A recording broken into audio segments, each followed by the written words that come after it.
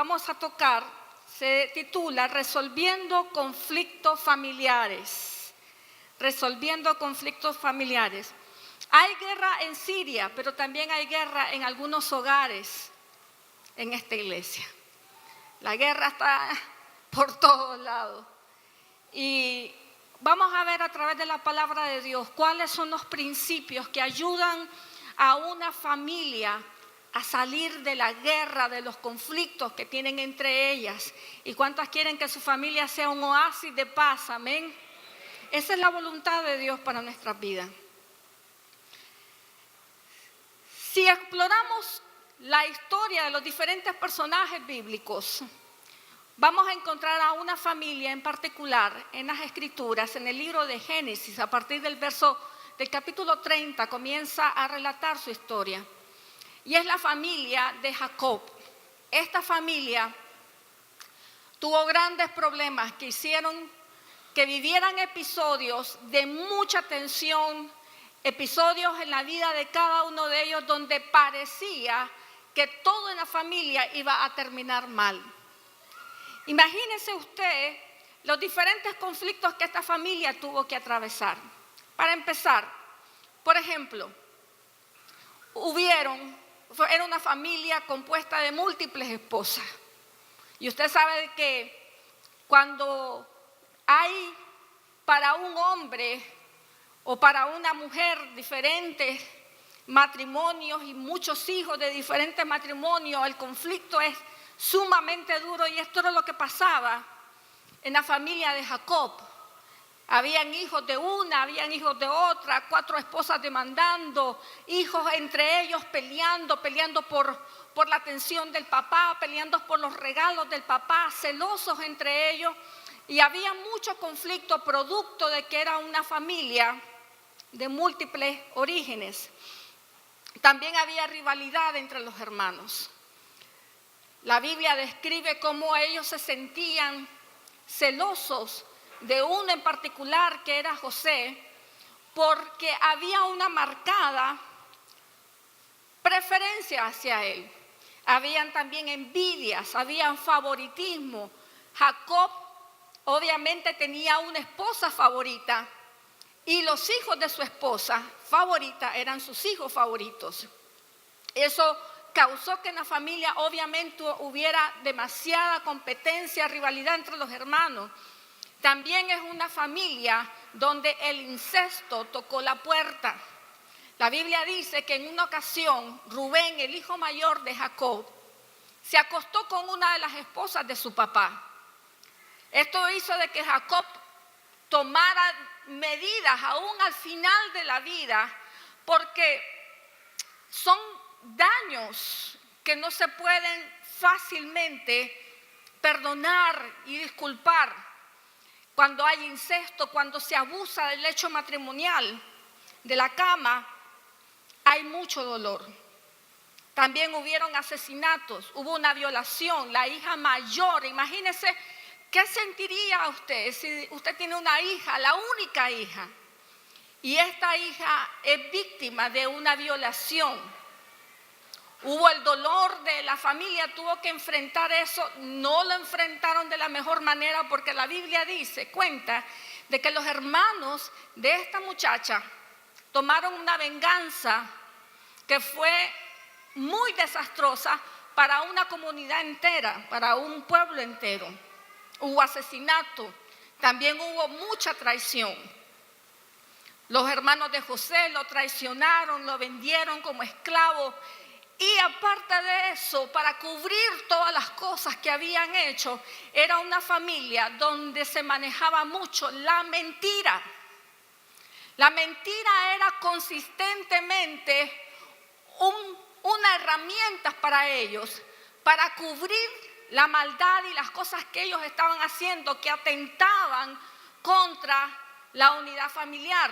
Cuando ellos tuvieron que vender a José, cuando lo vendieron y tuvieron que regresar donde su papá, todos se pusieron de acuerdo imagínense, uno puede ponerse muchas veces de acuerdo con una o dos personas, pero que 11 hermanos completos se pongan de acuerdo para inventarle a su papá de que su hermano José probablemente había muerto. Eso da a entender claramente que esto era una familia que al encubrir las cosas que estaban mal en ella, prácticamente era su manera natural de actuar. Entonces había mucha mentira entre ellos y sabían encubrirse. Tal vez usted esté pasando uno de estos problemas o dos, o quizás nada se compara con todo el historial de la familia de Jacob. Y al final uno se puede preguntar, y la pregunta que surge después de esto sería: una familia como Jacob, con tanto problema, con tantas traiciones, asesinatos, violaciones, mentiras, ¿será que una familia como esa pueda terminar bien? ¿Será que al final de tanto problema una familia pueda terminar bien? A veces tal vez usted se está preguntando en este lugar: ¿será que mi familia va a terminar bien? De acuerdo a las Escrituras, Jacob y todos sus hijos comenzaron un proceso que llevó muchas décadas para llegar a un punto de sanidad entre ellos. Pasaron muchos eventos dolorosos que los hicieron hacer serias y profundas reflexiones acerca de qué eran las cosas malas que habían hecho y por qué ellos estaban así. Porque muchas veces los seres humanos, hasta que nos pasan las cosas malas, reflexionamos, podemos ir para atrás y decir: Dios, esto que hice fue malo.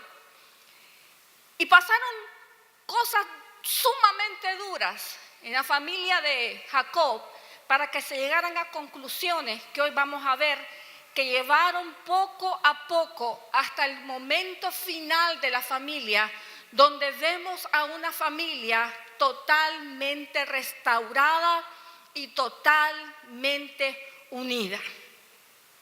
Porque en el nombre del Señor sí se puede, amén.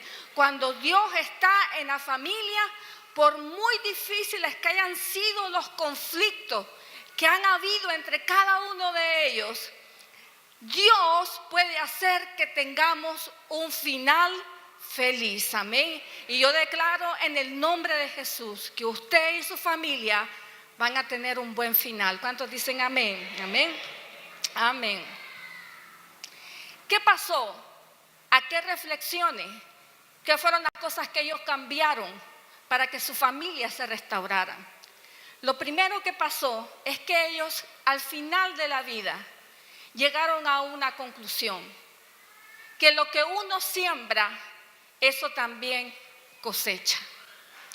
En los primeros años del desarrollo de esta familia, todos eran muy impulsivos. Todos hablaban al peso de la lengua. Todos hacían lo que sus instintos le decían que debían de hacer. Nadie controlaba su carácter, nadie controlaba sus emociones. Todos eran absolutamente impulsivos. Así que de manera de que si sintieron envidia, uno dijo: vendámoslo, matémoslo.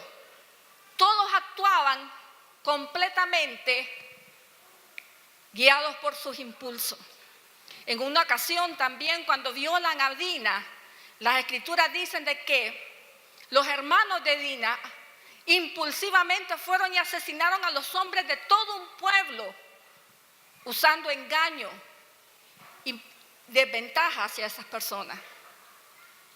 Sin embargo, al final de la vida, después de que viene sobre la tierra lo que Dios había profetizado a través de los sueños de Faraón, que iban a venir 7 años de abundancia y 7 años de hambre sobre toda la tierra, la familia de Jacob también fue alcanzada por el hambre. Pero Dios había enviado a José antes y él se había convertido en el segundo al mando en Egipto. Producto de la hambruna que había sobre toda la tierra, los hermanos tuvieron que empacar e ir a Egipto para conseguir alimento para su familia. Cuando ellos llegan, se encuentran con José, pero ellos no lo reconocen. Habían pasado probablemente 17 o 18 años. Se cree que cuando José fue vendido era un jovencito como de 17 años. Cuando regresaron era un hombre aproximadamente de 35 o 33 años.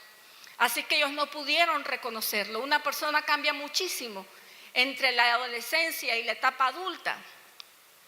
Pero José los reconoció. Entonces José comienza a ponerlos a prueba. Comienza a ver si ellos todavía tenían la misma naturaleza que los había llevado a ellos a venderlos como esclavos para Egipto. Y dice la Biblia que cuando ellos regresaron, pagaron el total de todo lo que le compraron a José, pero José les puso una trampa. José les dijo: coman, llévense todo, pero ustedes me van a traer a su hermano menor. Cuando ellos llegaron con el hermano menor, José puso una copa para enviarlos de regreso nuevamente en uno de los sacos del hermano menor. Y cuando ellos van, los alcanzan en el camino y dice la Biblia que los acusan de robo. Entonces Génesis 42, 21 nos deja ver aquí la conclusión a lo que ellos llegaron cuando ellos se ven amenazados, por José, acusados de robo. Y dice: y hablando entre ellos dijeron: es obvio que estamos pagando por lo que le hicimos hace tiempo a José. Vimos su angustia cuando rogaba por su vida, pero no quisimos escucharlo. Por eso ahora tenemos este problema. Ellos, cuando ya llegaron a su etapa adulta, comenzaron una seria reflexión. Y la reflexión era de que uno termina cosechando lo que uno siembra. Sabían de que probablemente lo que les estaba pasando en ese momento de verse acusados de robo era el pago por lo que ellos le habían hecho a José, por el dolor que le habían causado. Una de las cosas que va a empezar a traer sanidad en su familia es que nosotros entendamos, queridos hermanos, que toda actitud, que toda palabra mal dicha, que toda ofensa que uno dice dentro de su familia es una siembra. Es una siembra que después nos alcanza. Cuando nosotros hacemos algo, insultamos, hablamos mal, cuando nosotros hacemos cosas que hieren a nuestra familia, tarde o temprano, esto va a regresar a nuestra vida como una cosecha. Y los hermanos de José al final entendieron esto. Lo que nos está pasando es por lo que nosotros hicimos.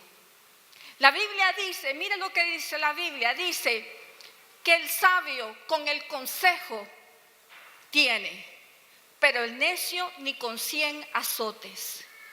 No esperemos, queridos hermanos, a que nos tenga que venir la retribución de las cosas que estamos sembrando para entonces llegar a la conclusión de que en nuestra familia tenemos que aprender a sembrar correctamente. Tenemos que aprender a sembrar con buenas actitudes.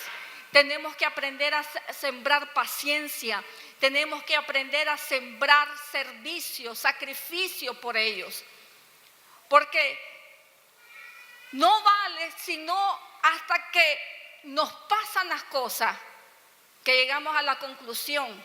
Es mejor antes decir: no voy a hacer esto, no voy a decir lo otro, porque eso es una siembra. Muchas veces cuando somos hijos nos llenamos de valor, de valentía para faltar el respeto, para decir cuantas cosas queremos a los padres, sin darnos cuenta que el tiempo pasa rápido y a la vuelta de la esquina nosotros vamos a ser padres también. Y todo lo que nosotros, toda falta de respeto que nosotros hemos sembrado, la vamos a cosechar en nuestros hijos. Hay hombres que desprecian a sus esposas, esposas que desprecian a sus esposos, sin darse cuenta que ese desprecio que acaba de realizar en ese ser humano, en otro lo va a cosechar. Hasta que no nos damos cuenta verdaderamente que nuestros actos tendrán consecuencias, no vamos a actuar de manera responsable. Pero si sabemos de que todo lo que hago, de lo que digo, con el tiempo, porque muchas veces no pasa inmediatamente, pero con el tiempo traerá la vida circunstancias donde nos cobrará las cosas que hicimos. Es mejor entender este principio desde antes, que lo que uno siembra, eso también cosecha. Quizás usted está pensando y diciendo, ¿por qué será que siempre me están gritando? ¿Por qué será que siempre me están hablando de una manera pesada y grosera? Quizás es porque nosotros hemos hablado de esa manera. Hemos gritado, hemos ofendido y solamente estamos viviendo la siembra de lo que nosotros, la cosecha de lo que nosotros sembramos. Lo segundo que pasó para que hubiera una reconciliación total en la familia de José fue que hubieron personas que estuvieron dispuestas a asumir la responsabilidad por el resto de la familia. En esta ocasión, cuando José le pide que dejen al hermano menor, a Benjamín, como garantía o como preso por haberse robado la copa que él se había encontrado en él, Judá sale al frente de la familia y dice, no, por favor, no lo hagan a él responsable, háganme a mí responsable. Judá le había prometido a su papá que él iba a regresar con ese muchacho vivo.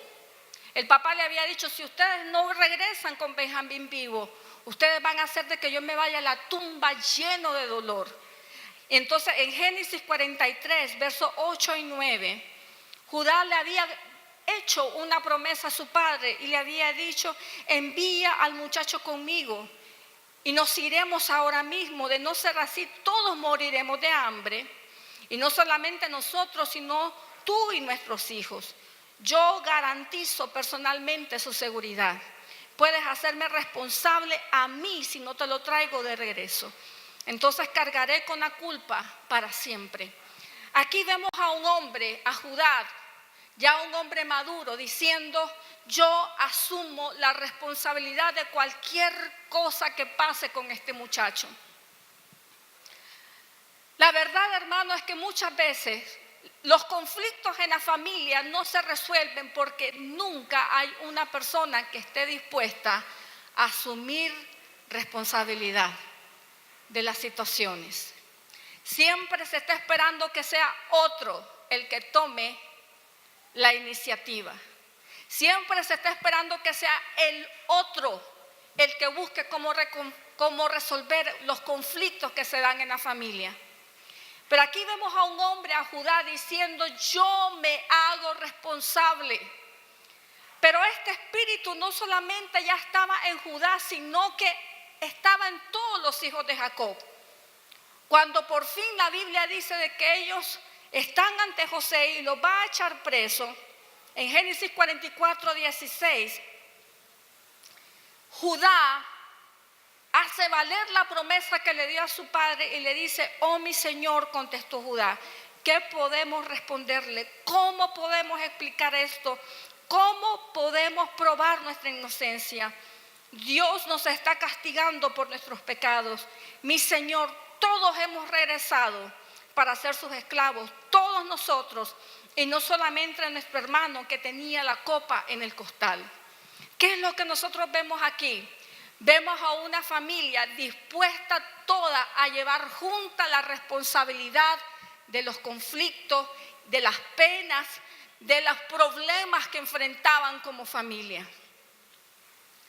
Si nosotros queremos que nuestra familia se restauren, si nosotros queremos que nuestra familia se resuelvan los conflictos, esperar a que otro haga algo, lo va a dejar usted esperando para siempre. Sin embargo, cuando hay alguien que dice no, yo me voy a hacer responsable de esto, yo asumo esto. Si hay dos que están peleando, hay uno que dice, con uno que diga, voy a dejar de gritar, voy a dejar de pelear. Cuando hay uno que asume el reto y dice, yo voy a parar con esto, hermanos queridos, eso es suficiente para que Dios comience a hacer grandes cosas en la familia. Pero ¿qué pasa? Muchas veces estamos, no, si Él no cambia, yo no cambio. Si Él no hace esto, yo ¿por qué voy a estar haciendo lo otro? Si Él no recoge ese vaso, mucho menos yo. Y nadie se hace responsable de la limpieza de la casa, porque todo el mundo está esperando a que el otro lo haga. Y entonces vivimos en casas desordenadas, que cuando nosotros vamos nos sentimos, ay, qué horrible este ambiente, pero es el ambiente que nosotros hemos creado porque estamos esperando que la otra persona haga algo por limpiarlo. Y ese es un problema pequeño. Pero a veces estamos esperando que el otro deje de gritar, que el otro se porte bien, que el otro se porte como cristiano. Cuando él se comience o ella comience a portarse como cristiano, entonces yo lo sigo, si no, no. Y los problemas nunca se resuelven. Si queremos, hermanos, que Dios sane nuestra familia, alguien tiene que tener la iniciativa. ¿Cuántos dicen amén? Una de las vivencias que a mí más impactó mi vida en mi adolescencia, yo me convertí al Señor antes que toda mi familia. Yo llegué a la iglesia a los 6 años de edad. Mi mamá no iba a la iglesia, no lo fue por toda mi niñez, por toda mi adolescencia. Ella llegó a la iglesia y le entregó su vida a Jesús cuando yo tenía 18 años. Entonces en las iglesias mucho se predicaba acerca de la responsabilidad que tenían los padres de enseñarle a los hijos la palabra de Dios. Y yo sentía en mi corazón que esa era algo que no se había cumplido en mí, porque yo había aprendido de la palabra de Dios en la iglesia. No era como que mis padres me estaban enseñando. Entonces un día pasó un conflicto, recuerdo, en la iglesia, y yo estaba bien desanimada, ya no quería seguir yendo. Y mi mamá me dijo algo que me impactó mi vida y me hizo ver que no importa quién sea usted dentro de su familia, si usted es la mujer, es el hombre, es el padre, la madre, el hijo, no importa quién es usted, si usted está conectado con Dios, usted va a tener el respaldo de Dios. Y recuerdo que en esa ocasión yo no quería seguir asistiendo a la iglesia.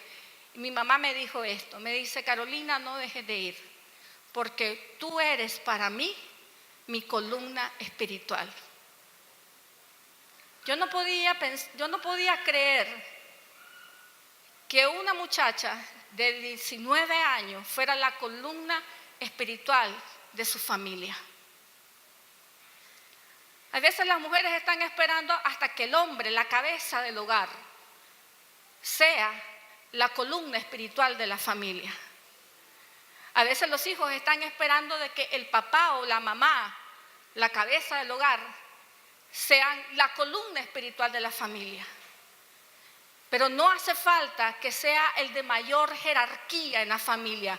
Cuando hay uno dentro de la familia que busca a Dios, el resto de su familia puede ser alcanzada por la palabra de Dios. La pregunta es, hermano, ¿usted va a asumir el reto o va a seguir esperando que lo haga mejor el otro? Que lo haga el esposo, que lo haga la esposa, que lo haga mi hijo. No, para que una familia se sane, tenemos que asumir responsabilidades. ¿Cuántos dicen amén? Amén. Lo tercero que hubo en la familia de Jacob que llevó a que ésta tuviera un final feliz es que hubo una verdadera humillación por los errores y los pecados que habían cometido. Cuando José se revela a ellos y les dice que él es su hermano José, ellos están llenos de pavor porque ellos dicen, se va a vengar ahora de nosotros. Y ellos comienzan a sentirse muy nerviosos. De hecho, cuando el papá muere, ellos le envían un mensaje a José que está escrito en Génesis 50, versos 16 y 17. Le envían este mensaje y le dicen, antes de morir tu padre nos mandó que te dijéramos, por favor, miren las palabras que se usan en esta frase. Por favor, perdona a tus hermanos por el gran mal que te hicieron, por el pecado de haberte tratado con tanta crueldad. Por eso nosotros, los siervos del Dios de tu Padre, te suplicamos que perdones nuestro pecado. ¿Qué es lo que usted nota en las palabras de José y su familia? Un lenguaje de humillación. ¿Por qué las familias no se están sanando? Porque muchas veces para pedir perdón decimos cosas como, perdóname, pues ya, discúlpame. Y tal vez la persona sigue herida. Y entonces usted viene y dice, mira, yo ya te pedí disculpas. ¿Cómo? ¿Qué disculpas fueron esas? Aunque uno diga la palabra perdón, ay, perdóname, no hay verdadera humillación. No hay verdadera humildad para reconocer y decir, fallé. Pero los hermanos de José le dijeron, ¿sabe qué? Por favor, perdónenos el gran mal que te hicieron. ¿Qué pasa muchas veces? ¿Por qué en la familia no se reconcilia? Porque hieren, ofenden y creen que no fue nada. Súper sensible. Y no piden disculpas. No les parece absolutamente nada malo la forma en cómo se tratan los unos a los otros. No hay ese, hey, discúlpame, te hablé mal. Tal vez le dijo las peores ofensas que una persona puede recibir. Muchas veces las recibe en la casa y no en la calle. Uno sale a la calle y todo el mundo, hey, ¿cómo está? Todo tranquilo. Y en la casa le dicen a uno lo peor. Y lo más interesante es de que no hay un, hey, discúlpeme. Estoy haciendo un gran daño con las palabras que le acabo de decir. Y querido hermano, no importa quiénes somos nosotros dentro de nuestra familia, se necesita de que tengamos y aprendamos a pedir perdón con humildad. Hay padres que necesitan pedirle perdón a sus hijos. Hay esposas que necesitan pedirle perdón a sus esposos por la manera en que hablaron, por la manera en que lo ofendieron. Esposos que necesitan pedir perdón a sus esposos. Hermanos que entre ellos necesitan pedirse perdón. Pero mientras nadie esté humillándose, esté dispuesto a humillarse, las familias van a seguir de la manera en que están. Y lo último, mire qué interesante, hablando de este mismo punto. Cuando José dice recibió el mensaje, perdió el control y se echó a llorar. Entonces sus hermanos llegaron y se arrojaron al suelo delante de José y le dijeron, mira, somos tus esclavos. Ellos estaban haciendo un acto de verdadera humillación. Muchas veces, hermanos, sus conflictos están a la distancia de decirle a la persona, me equivoqué, perdóname, hice mal y todo se va a mejorar. Y por último, para que una familia o un conflicto se resuelva, hay que otorgar un verdadero perdón. Mire después de esta escena, la escena siguiente en la vida de la familia de Jacob. En el verso 19 dice, pero José le respondió, no me tengan miedo. ¿Acaso soy Dios para castigarlos? Mire qué hermosa es la actitud de perdón de José. Se dice a sí mismo, yo no soy Dios para castigarlos. Muchas veces en la familia, los ofendidos sí quisieran ver que Dios castigara a los que los ofendieron. Pero en el caso de José, José le dice, yo no soy Dios para castigarlos. Ustedes se propusieron hacerme mal, pero Dios dispuso todo para bien. Él me puso en este cargo para que yo pudiera salvar la vida de muchas personas. No tengan miedo, yo seguiré cuidando de ustedes y de sus hijos. Así que hablándoles con ternura y bondad, los reconfortó. Algunas lecciones que sacamos de estos dos versos. La primera, cuando uno va a otorgar un perdón, se debe sacar el mayor propósito de lo vivido. Esto me pasó, si tuvimos estos conflictos, es para que aprendamos tal cosa. Usted y yo tenemos que aprender a sacar el propósito de las cosas que estamos viviendo. Lo segundo que pasó en este perdón es que José se negó a tomar la venganza. Tenía la posibilidad de vengarse de sus hermanos, pero él dijo no, al contrario, volvió a servirles. Muchas veces en la familia, tal vez tonteras pasan. En esta semana, mi esposo siempre me pide los vegetales de cierta manera, duros, que le queden duros, y a mí siempre me quedan suaves. Entonces, cuando le paso el plato con vegetales, estaban otra vez suaves. Y entonces él me dijo, Carol, si quedan suaves, mejor ni me los sirvas. Inmediatamente pensé, dije, mal, en mi mente, ¿verdad? Malagradecido. En mi vida te vuelvo a cocer vegetales, a cocerlo vos. Eso fue en mi mente. Pero muchas veces, queridos hermanos, andamos así por todo. Obviamente le voy a volver a cocer vegetales, se los prometo. Voy a tratar que queden duros. Pero muchas veces así somos en la familia. Me hizo esto, no vuelvo a decirle nada, no le vuelvo a hablar, no vuelvo a hacer nada por él, no le vuelvo a servir, que se sirva a él, no le vuelvo a cocer los vegetales, que se los ponga a cocer él. Y comenzamos, pero mire qué interesante la actitud de José. Dice la Biblia, yo seguiré cuidando de ustedes y de sus hijos. Para que una familia se restaure, tiene que haber eso en el corazón.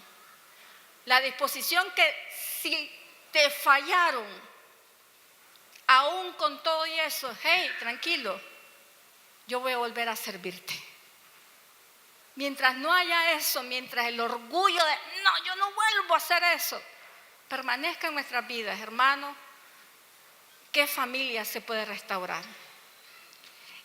Y por último, mira qué interesante esto, me encanta la última parte. Dice, así que hablándoles con ternura y bondad, los reconfortó.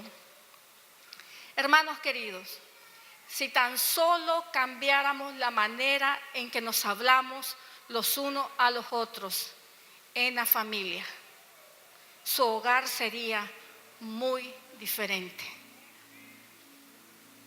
Mire qué interesante que el Señor toma tiempo para describir la manera en que José les habló a sus hermanos.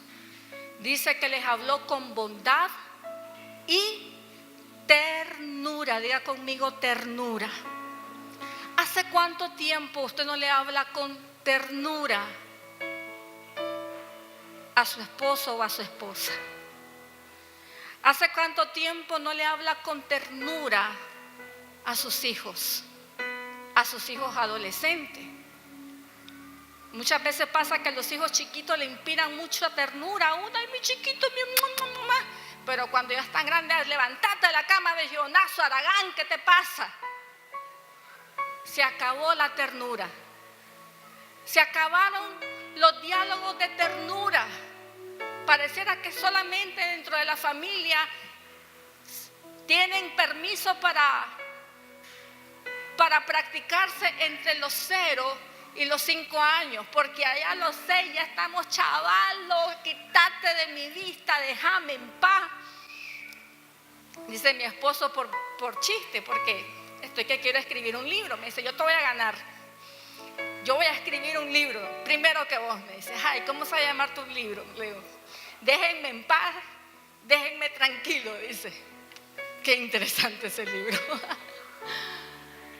Pero, ¿hace cuánto usted no le habla con ternura a su familia? Mi mamá, me recuerdo que cada vez que mi papá la presentaba con alguien, decía, te presento a mi mujer. Y decía mi mamá, ay, me cae mal que me presente así. Te presento a mi mujer.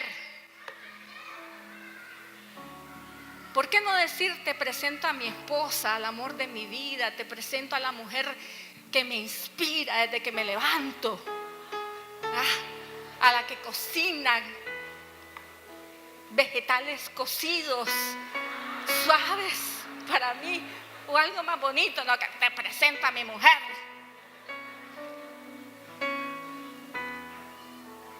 Si tan solo hay un pequeño cambio en el lenguaje, y en vez de decirle chavalo, y mire, déjeme decirle, si usted es cristiano, no debe de estar usando malas palabras. La Biblia dice, ninguna palabra corrompida salga de vuestra boca. Y a veces somos cristianos en la casa y tal, por cual, y para. ¿Cuándo se va a restaurar así la familia? Dígame usted. Les habló con ternura y bondad.